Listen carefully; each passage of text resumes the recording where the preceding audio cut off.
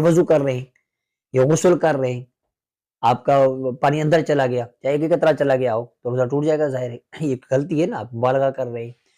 اچھا اسی طرح بندہ اگر سو رہا ہو، بارش کا قطرہ اندر چلا گیا منہ میں تو بھی روزہ ٹوٹ جائے گا، کسی نے زبردستی پانی منہ میں ڈال دیا ہے، اس سے بھی روزہ ٹوٹ جائے گا۔ اچھا اسی طرح کوئی چیزیں عام طور پر جو نہیں کھائی جاتی وہ کھانے سے بھی روزہ ٹوٹ جاتا ہے، جیسے گندم کے دانے ہوتے ہیں، وہ بندہ کھا لیتا ہے، یا کچی یہ بھی ایک تو غذائیت ہوتی ہے، ایک چیز جو بندہ غذا کے طور پر کھاتا ہے نا،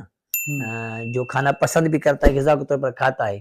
تو اس کو کھانے سے جو ہے روزہ بھی ٹوٹتا ہے اور کفارہ بھی لازم ہوتا ہے۔